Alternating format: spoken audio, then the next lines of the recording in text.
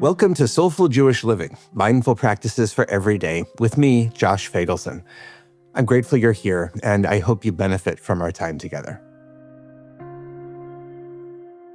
The second summer I was in rabbinical school, my wife and I decided to spend 2 months in Israel.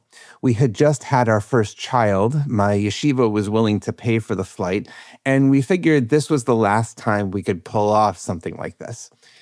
That summer, I mostly took care of the baby while Natalie spent her days studying at the Pardes Institute in Jerusalem. One night, Natalie came home and half-jokingly said, "Josh, I'm enjoying this so much. What if we didn't just spend the summer here? What if we stayed for the whole year?" I immediately called her bluff. Great, let's do it. And over the next few weeks, we turned our lives upside down in order to make it happen. We found an apartment to rent for the year. We found subletters for our apartment in New York. We found childcare for Jonah. We figured it all out.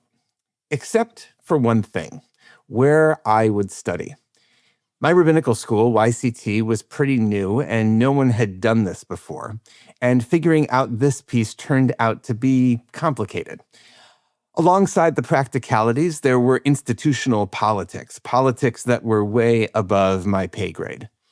And at a certain point, I could feel myself spinning, really gripped with anxiety. I didn't know if this was going to work, not just moving my family for a year, but the whole project of becoming a rabbi. It felt like everything could unravel. I went to a friend, Rabbi David Levincruz, and he said to me something I'll never forget.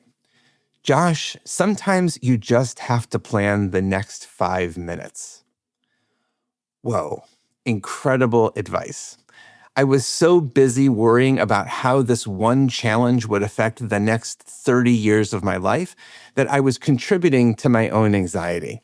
What I needed to do was just focus on taking the next step in front of me. To this day, that really remains a mantra for me. Sometimes you just have to plan the next 5 minutes. This is the second episode in our miniseries on uncertainty and anxiety. Last week, we talked about the kind of doom loop that can take shape when our brains go into overdrive trying to manage unknowns. This week, I want to talk about how this kind of planning for the next 5 minutes can help us respond to that. And I want to call it the Manna loop. Why the Manna loop? You may remember the story of the manna from the Torah. But just in case, here's a refresher. The Israelites have just crossed the Red Sea. They're finally free from the Egyptians. And suddenly they realize, whoa, wait a second. We're hundreds of thousands of people out of the wilderness and we don't have a supermarket nearby. How are we going to eat? Anxiety. God answers, don't worry, I got you. There will be this amazing substance called manna that will appear on the ground like dew. You can eat it and it will taste like whatever you want. Seriously, this is one of the Torah's more sci-fi moments. Every morning, you'll go outside and gather as much as you need. But, and here's the kicker, you can't save any from one day to the next. Whatever you don't eat one day will rot and turn gross. And since you can't collect this stuff on Shabbat, on Friday you can take double, and I'll make a special exception. Fun fact, this is why we traditionally have 2 loaves of challah at our Shabbat meal. Let's think about this from the standpoint of uncertainty and anxiety. The Israelites are freaking out. How are we going to eat? And for the whole 40 years they're in the wilderness, they're going to encounter the same problem. What's the answer? Focus on the next 5 minutes. Okay, the next 24 hours. But the message is the same. When you're spinning, try shrinking the problem. Focus on what's immediately in front of you.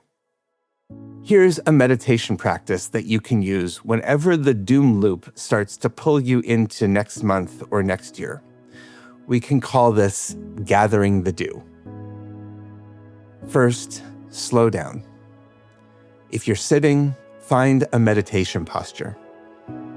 If you're walking, be a little more intentional and aware.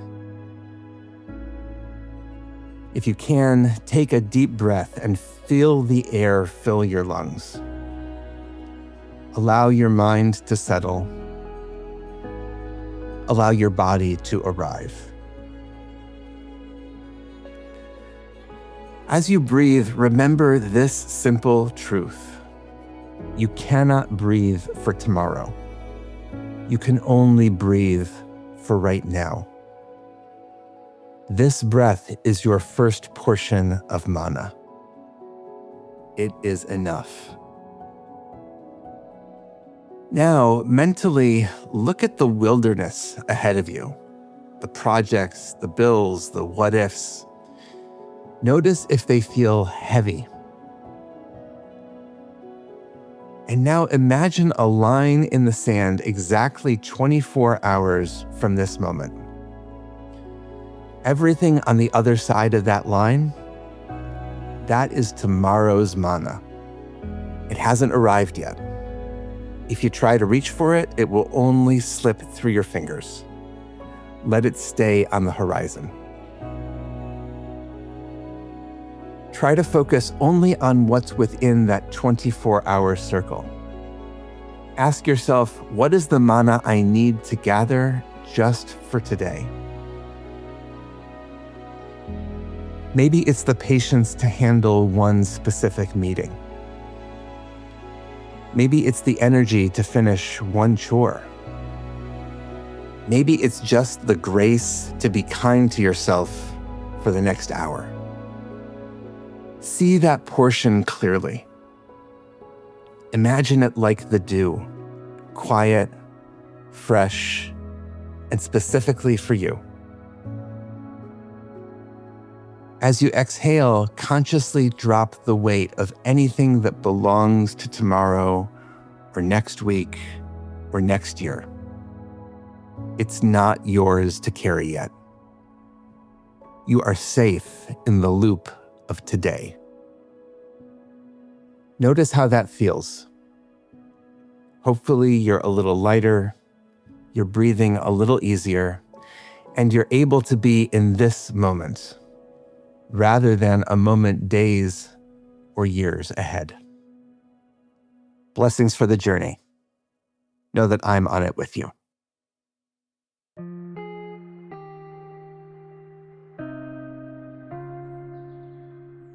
Thank you for joining us for Soulful Jewish Living, Mindful Practices for Every Day, a production of Unpacked, a brand of Open Door Media, and the Institute for Jewish Spirituality.